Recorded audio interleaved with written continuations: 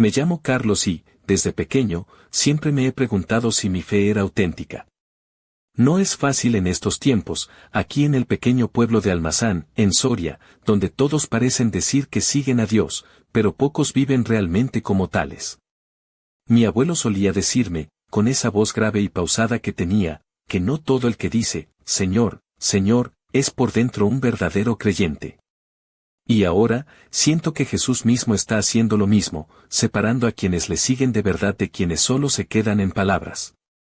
Recuerdo aquella mañana cuando salí a pasear por la plaza principal, bajo el sol de la meseta castellana, y pensé en lo que significa tener fe verdadera. No basta con ir a misa los domingos o repetir oraciones de memoria, sino que la fe se muestra en cada decisión, en cada acto de amor y obediencia, en cómo enfrentamos las dificultades sin perder la esperanza. Jesús nos advierte en la Biblia, en Mateo, que llegará un día en que separará el trigo de la cizaña, y ese momento ya ha empezado. En nuestra iglesia, la de San Juan Bautista, me he fijado en varios feligreses. Está Carmen, la panadera, que siempre tiene una sonrisa y ayuda a los ancianos a cruzar la calle, o Andrés, el maestro, que a veces parece más interesado en discutir que en escuchar. Ellos representan justamente esa mezcla que hay en la comunidad, unos con la fe que da fruto y otros con creencias superficiales.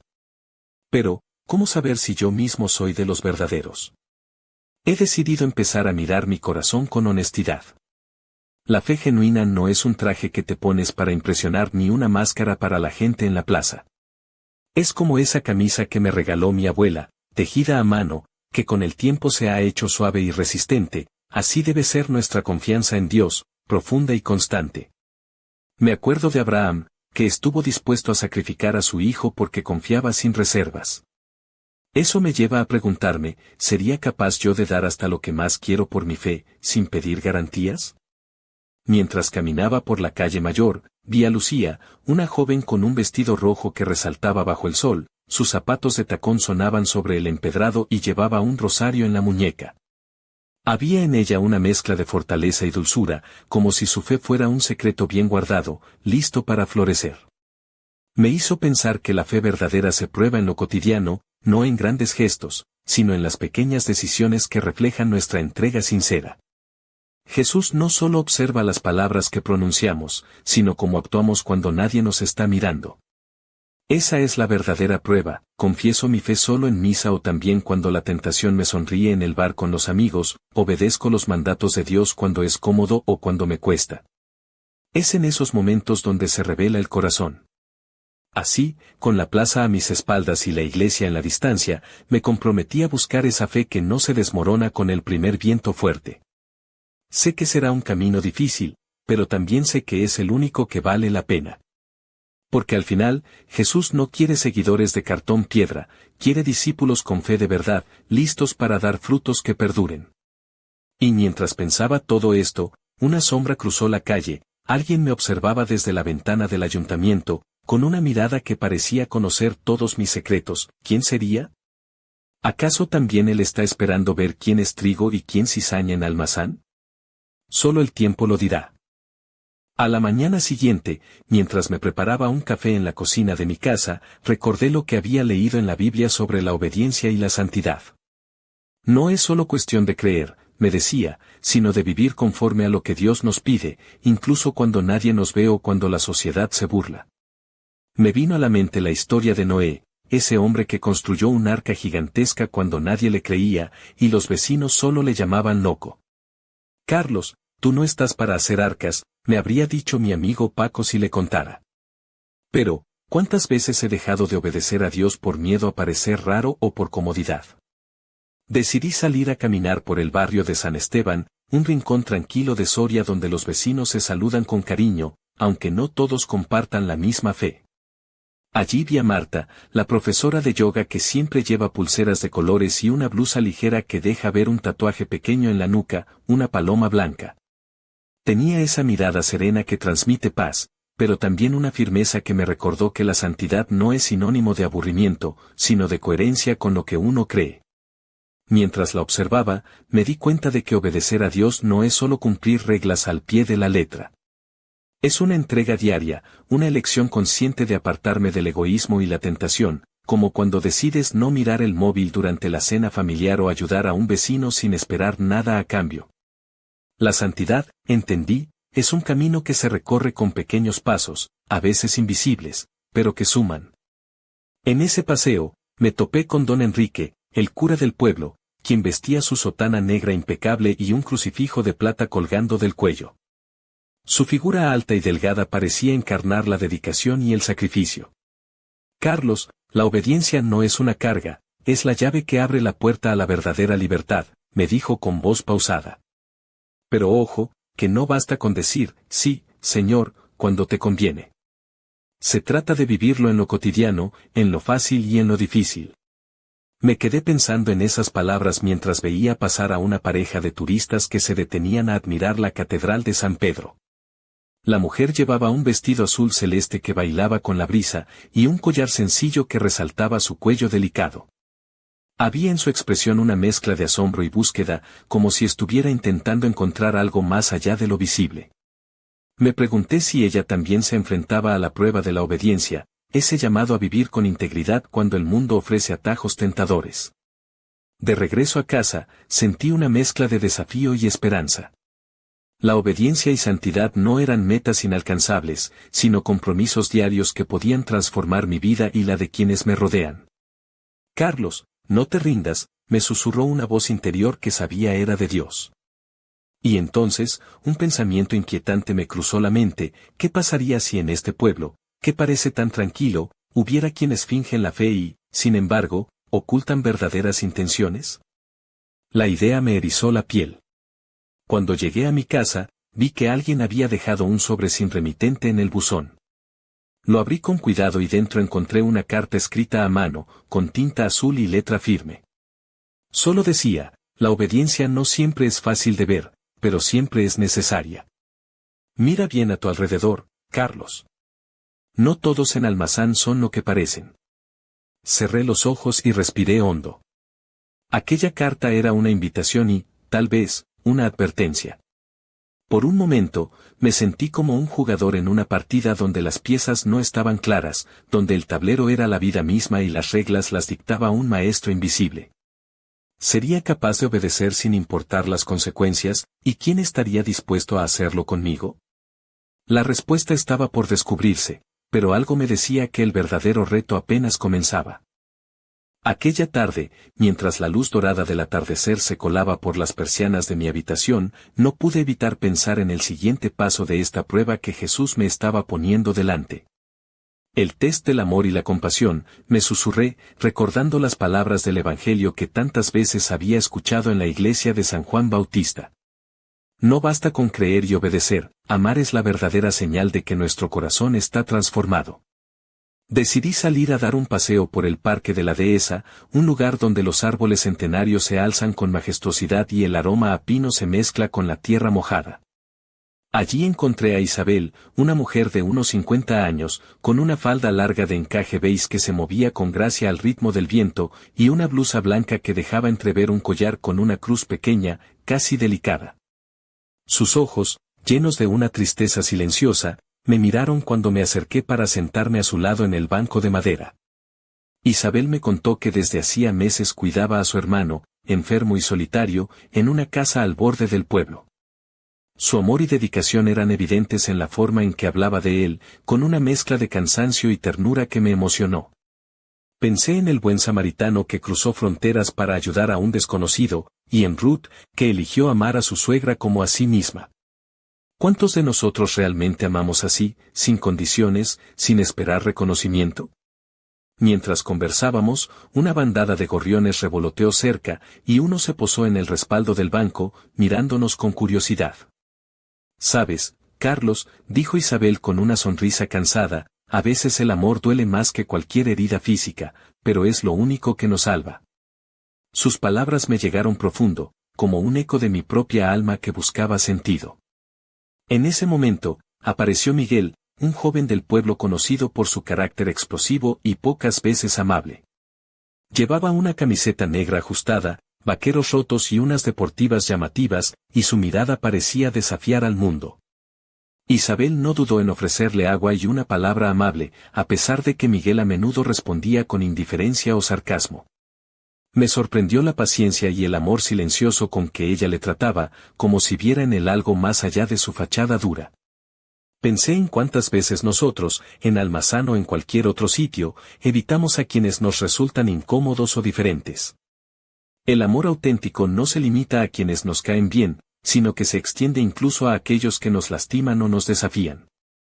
Esa noche, en mi casa, repasé las pequeñas acciones del día y me di cuenta de que el amor verdadero no es solo un sentimiento, sino una decisión constante, a veces agotadora, que nos transforma. Pero justo cuando creía que esta lección había sido suficiente, recibí una llamada inesperada. Era Clara, mi amiga de la infancia, que ahora vivía en Madrid. Su voz sonaba nerviosa, casi temblorosa, y me contó que había descubierto algo inquietante en el pueblo, rumores de personas que fingían fe para ocultar secretos oscuros. Carlos, tienes que tener cuidado, me advirtió. No todos los que sonríen en la iglesia tienen un corazón sincero. Colgué el teléfono con el pulso acelerado. ¿Sería esta la prueba definitiva de amor y compasión? ¿Podría amar y perdonar a quienes me decepcionaran o traicionaran? La noche cayó sobre Almazán, y con ella, una sensación de misterio y desafío que parecía envolverme como un manto invisible. El verdadero test apenas comenzaba, y yo estaba dispuesto a enfrentarlo, aunque el camino se hiciera cada vez más incierto. Aquella madrugada, el silencio de Almazán se rompió con un ruido extraño que provenía de la calle Mayor. Al asomarme por la ventana, vi a un grupo de jóvenes reunidos alrededor de una hoguera improvisada, riendo y lanzando miradas desafiantes. Entre ellos estaba Miguel, con su típica chaqueta de cuero y botas desgastadas, que parecía encender la noche con su actitud rebelde. Sentí una mezcla de preocupación y curiosidad. ¿Cómo podría alguien persistir en la fe cuando el mundo ofrece tantas distracciones y tentaciones? Recordé entonces la importancia de la perseverancia y la fidelidad, la cuarta prueba que Jesús nos pone para descubrir quiénes son sus verdaderos seguidores. No es fácil mantenerse firme cuando todo a tu alrededor parece desmoronarse, cuando las dudas, el cansancio y las dificultades golpean sin piedad. Pero la verdadera fe no es la que brilla solo en los días soleados, sino la que resiste las tormentas más fuertes. Decidí acercarme al grupo, con la intención de hablar con Miguel y entender lo que le movía.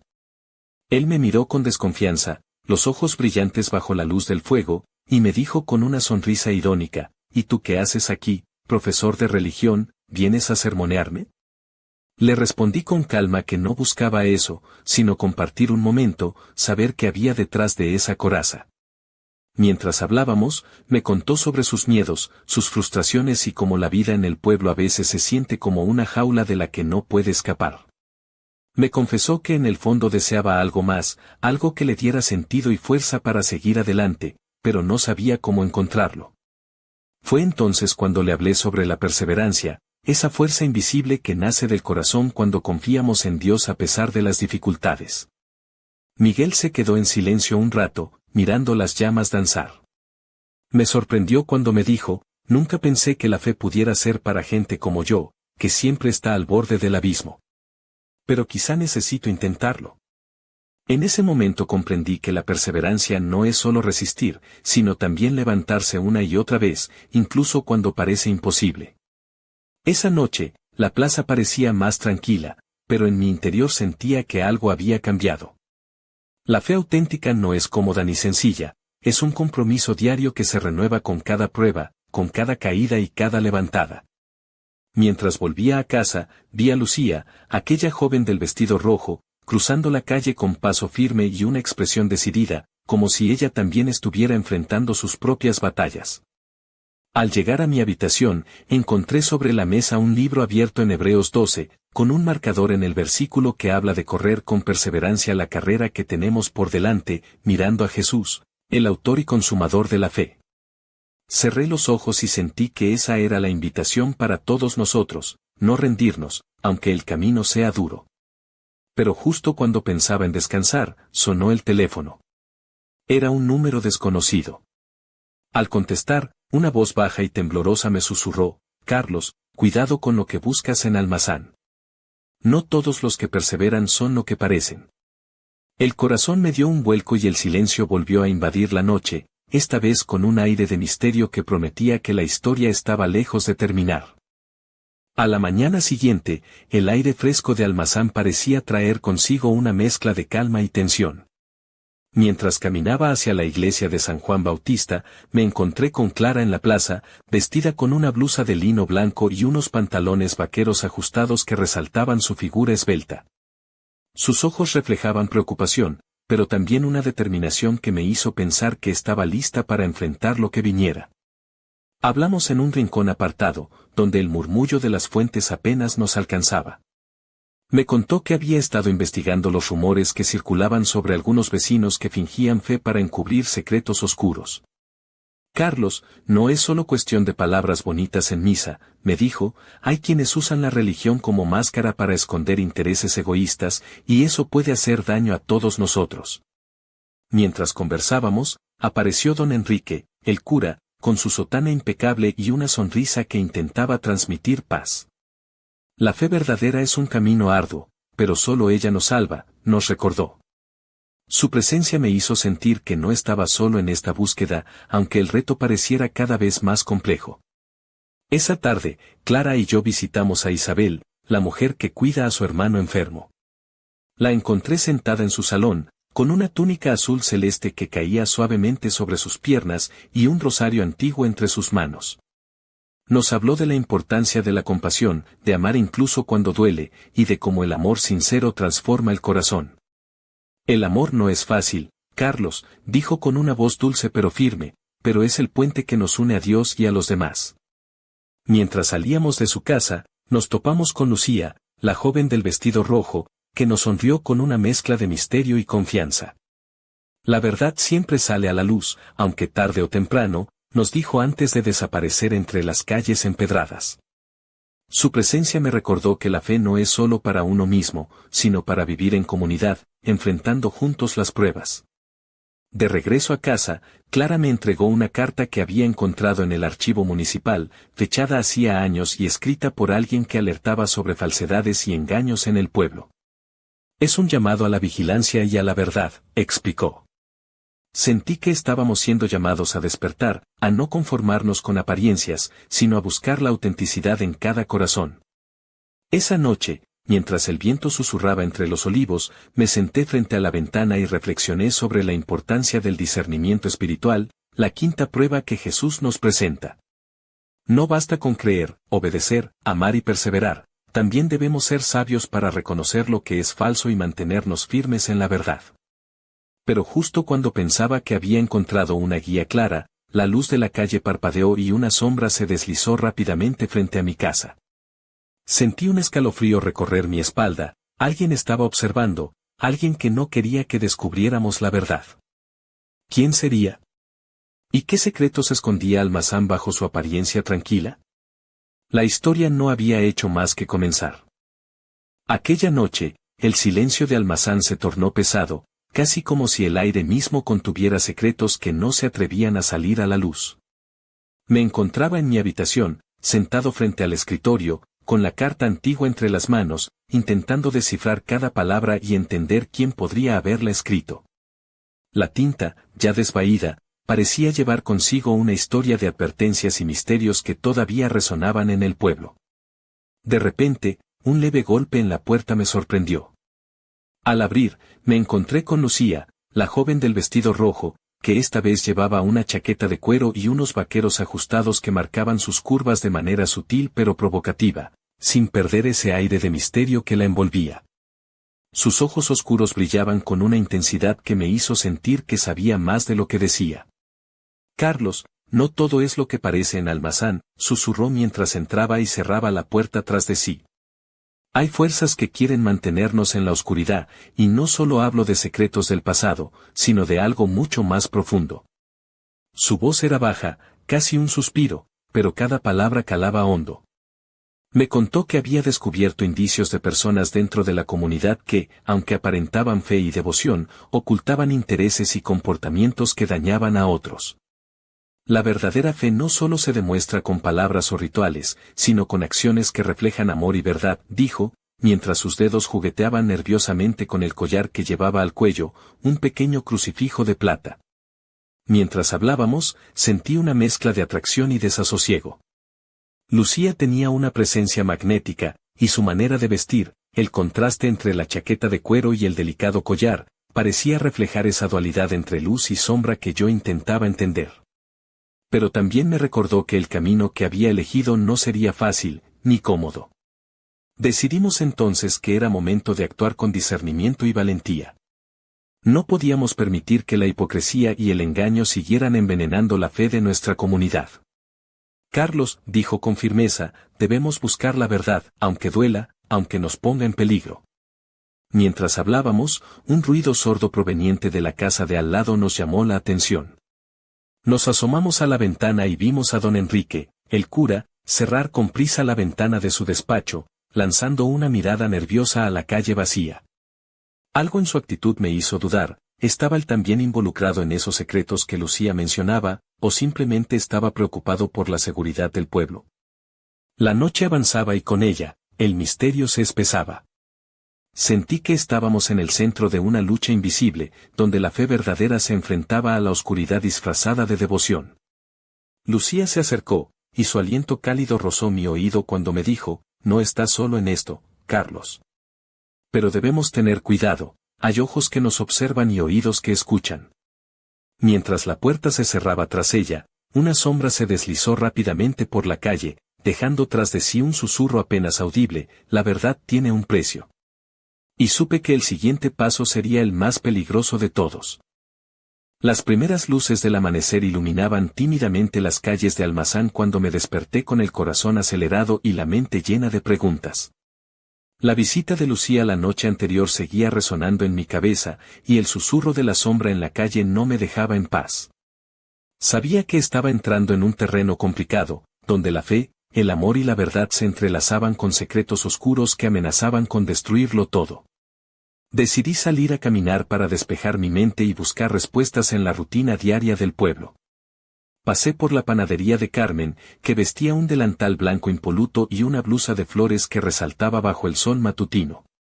Su sonrisa cálida y los aromas de pan recién horneado me ofrecieron un breve respiro. Me contó entre risas que el alcalde había organizado una reunión para esa misma tarde en el ayuntamiento, donde se hablaría de la unidad y el futuro de Almazán. Algo en sus palabras me hizo sospechar que no todo sería tan sencillo. Continué hacia la Plaza Mayor, donde encontré a don Enrique hablando con varios vecinos. Su sotana parecía menos impecable que de costumbre, y sus ojos evitaban el contacto directo. Cuando me acerqué, me saludó con una mezcla de cordialidad y tensión.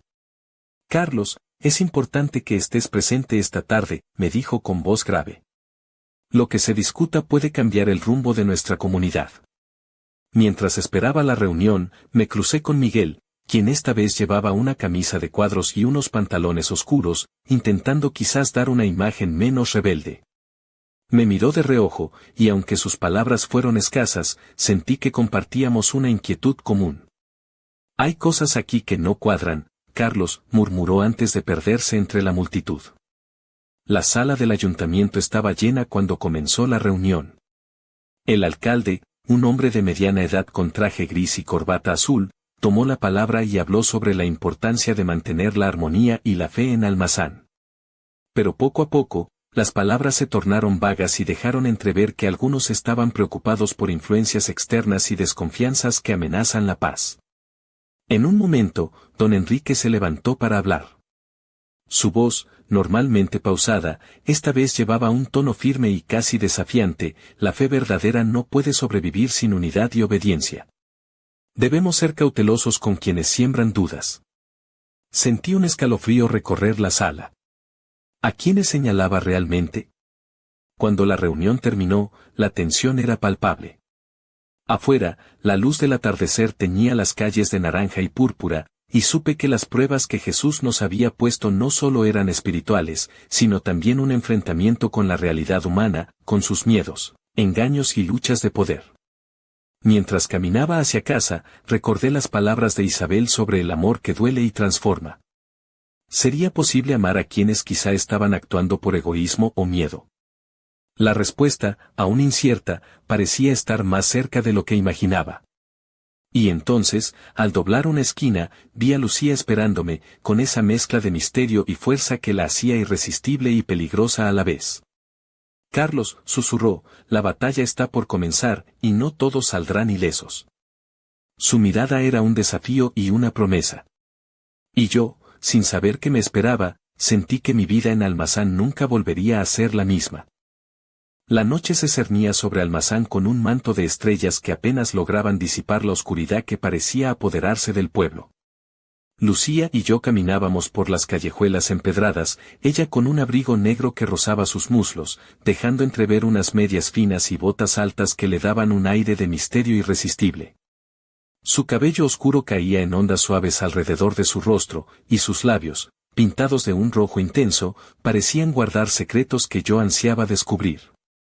Carlos, dijo con voz baja, la verdad que buscas no solo cambiará tu fe, sino también tu vida entera. Hay fuerzas en juego que van más allá de lo que imaginas.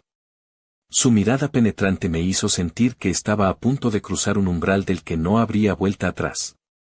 Nos detuvimos frente a una antigua casona en el centro del pueblo, con ventanas enrejadas y una puerta de madera maciza que parecía haber resistido siglos de historia y secretos. Aquí, susurró, es donde todo empieza a revelarse. Sentí un escalofrío recorrer mi espalda mientras ella tocaba la puerta con dedos delicados pero firmes. La puerta se abrió lentamente, y una figura apareció en el umbral, era don Enrique, pero su expresión había cambiado. Sus ojos, normalmente cálidos, ahora brillaban con una intensidad inquietante. Bienvenidos, dijo con una sonrisa que no llegaba a sus ojos. Pensé que nunca llegarían. Entramos en un salón iluminado por la luz tenue de unas velas, donde varias personas estaban reunidas en círculo. Entre ellos reconocí a Marta, la profesora de yoga, con su blusa ligera que dejaba ver un tatuaje en la nuca, y a Carmen, la panadera, con su delantal manchado de harina pero con una expresión seria y decidida. Don Enrique habló entonces, con voz firme, lo que está en juego no es solo la fe individual, sino el destino de Almazán. Hay quienes quieren destruir lo que hemos construido, y debemos protegerlo a toda costa. Sus palabras resonaron en el silencio, llenas de una convicción que rayaba en lo fanático. Lucía me miró y susurró, aquí es donde la prueba de la obediencia se vuelve real, ¿estás dispuesto a seguir adelante, aunque eso signifique enfrentar a quienes creías tus hermanos? Sentí la tensión en el aire, la mezcla de devoción y miedo, amor y sospecha. La verdadera batalla, comprendí, no era solo espiritual, sino también humana, con sus luces y sombras entrelazadas. Mientras observaba a los presentes, cada uno con sus miradas intensas y gestos contenidos, supe que el camino para descubrir la verdad sería más peligroso y complejo de lo que jamás imaginé. Y justo cuando pensaba que nada podía sorprenderme más, una voz desde la penumbra pronunció una frase que heló mi sangre, el trigo crecerá, pero la cizaña también. La separación ha comenzado, y ninguno quedará indiferente. Un escalofrío me recorrió entero mientras las velas parpadeaban y la noche pareciera cerrarse a nuestro alrededor. La tensión en aquel salón se podía cortar con un cuchillo. Las velas proyectaban sombras que danzaban en las paredes, como si los mismos muros guardaran secretos milenarios. Miré a don Enrique, cuya figura se recortaba imponente contra la penumbra, con sus manos entrelazadas y esa sonrisa que ahora parecía más un reto que una bienvenida. Marta, con su blusa de seda que dejaba entrever un delicado collar con una pequeña cruz, rompió el silencio. No podemos permitir que la duda y la desconfianza destruyan nuestra comunidad, dijo con voz firme, aunque sus ojos traicionaban una mezcla de miedo y resolución. Carmen, a su lado, apretaba con fuerza un pañuelo bordado, como si buscara consuelo en ese pequeño gesto. Lucía se acercó a mí, su perfume sutil me envolvía mientras sus labios rozaban mi oído. Carlos, la prueba más dura está por llegar. Deberás elegir entre la obediencia ciega y la búsqueda sincera de la verdad. Sentí que mi corazón latía con fuerza, consciente de que aquel momento definiría no solo mi fe, sino también quién era realmente. Entonces, don Enrique comenzó a hablar de nuevo, esta vez con un tono más solemne. Jesús habló de separar el trigo de la cizaña, y hoy somos nosotros quienes debemos hacer esa separación. Pero cuidado, porque no todos los que aparentan ser trigo lo son. Sus palabras resonaron como un eco antiguo, recordándome que la verdadera fe no se mide en apariencias, sino en el corazón. En ese instante, la puerta se abrió de golpe y entró un hombre desconocido, alto y de mirada fría. Vestía un abrigo oscuro que parecía absorber la poca luz del salón. El tiempo de las máscaras ha terminado, dijo con voz grave. La verdad saldrá a la luz, quieran o no. Un murmullo recorrió a los presentes, mezclando miedo y expectación. Sentí como la atmósfera se cargaba de una energía electrizante, como si el aire mismo estuviera a punto de estallar. Miré a Lucía, y en su rostro vi la misma mezcla de determinación y vulnerabilidad que sentía en mí. La separación, esa división entre lo auténtico y lo falso, ya no era solo una idea o una advertencia, era una realidad que se desplegaba ante nosotros, con consecuencias que nadie podía prever. Mientras la noche avanzaba, comprendí que el camino hacia la verdad sería arduo y peligroso, y que cada paso pondría a prueba no solo nuestra fe, sino también nuestra capacidad para amar, perdonar y perseverar. El desenlace estaba cerca, pero la historia aún guardaba secretos que solo el tiempo revelaría. Y justo cuando la tensión parecía alcanzar su punto máximo, una voz temblorosa desde el fondo del salón susurró: no todos los que se dicen hijos de la luz caminan en ella. Algunos prefieren la oscuridad. Un estremecimiento recorrió la sala, y supe que el verdadero desafío apenas comenzaba. El amanecer llegó a Almazán como un suspiro después de una noche llena de sombras y secretos. Salí de aquella casa con la sensación de que nada volvería a ser igual. La verdad que buscábamos era un camino lleno de espinas, donde la luz y la oscuridad se entrelazaban en una danza que solo podía resolverse con fe y valentía. Mientras caminaba por las calles aún silenciosas, recordé cada mirada, cada palabra y cada gesto de aquella reunión. Don Enrique, con su convicción casi implacable, Marta y Carmen, luchando entre el miedo y la esperanza, Lucía, cuya presencia se había convertido en un faro y un enigma al mismo tiempo. Y aquel hombre de abrigo oscuro, que parecía traer consigo un viento frío de advertencia y desafío.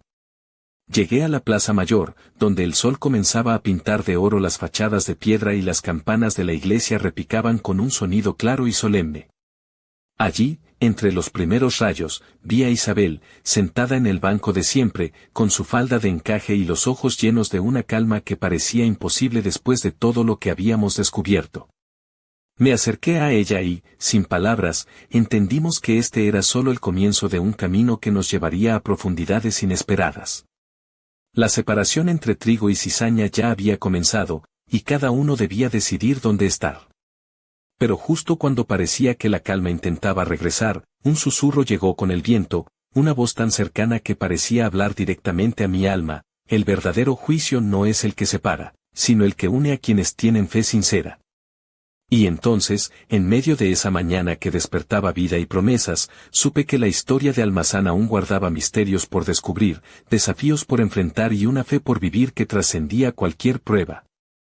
Porque Jesús no solo separa, sino que también llama a la transformación, a la renovación y a una entrega total que solo los verdaderos seguidores están dispuestos a dar.